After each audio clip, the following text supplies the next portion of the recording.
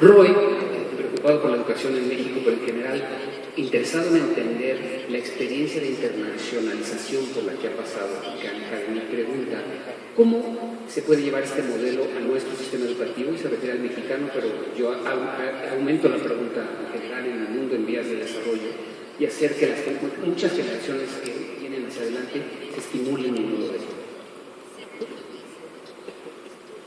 Yeah, and we'll talk more about it in a little bit, but just on a very high level, what we've been doing, because we're a very small organization, we're only 40-something people, we've been finding partners in every geography around the world, in India, in the Middle East, in France, in Brazil, in Mexico, the Carlos Slim Foundation, and they are working with us to think about how do we bring this type of research to more folks, and also, how can it be tested and implemented and actually brought into classrooms to help teachers, to help students, to help parents?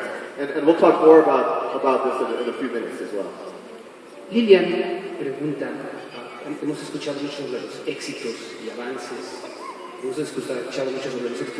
de Khan Academy. ¿Cuáles han sido los errores que han cometido, que han aprendido de ellos y qué podríamos aprender nosotros de esos errores? Yeah, I think, luckily I don't think there's been I think the things that I've learned is, you can never just make a technological solution and just give it to people and just assume that it's going to work and it's going to somehow become magical.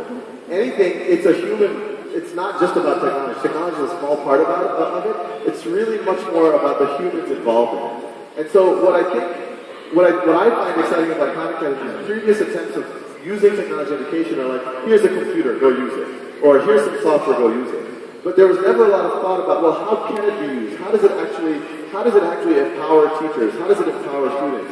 And so what I've learned is, and we've worked with some classrooms where they just used it, but they weren't using it the best way. The technology wasn't perfect. The kids didn't have proper access to the computers and things like that. So what we've really learned is it's very important at this stage, at this early stage, that we really focus, make sure that the teachers, the students, the parents, that they're all invested in this, and that they really want to do it the right way, that they don't just use it for some type of superficial way, that they really transform the learning experience. I would say other than that, I think a big learning that we've had as a small organization, and there's so much to do, is just the importance of being ultra focused. A lot of people are saying, when are you going to do reading? When are you going to do writing? Which we want to do one day. But, one thing that we've forced ourselves really over the last years, math by itself is such a big problem. If we can really just address that, so the next year we've really focused on math, but over the next few years you're going to see us starting to broaden into other things.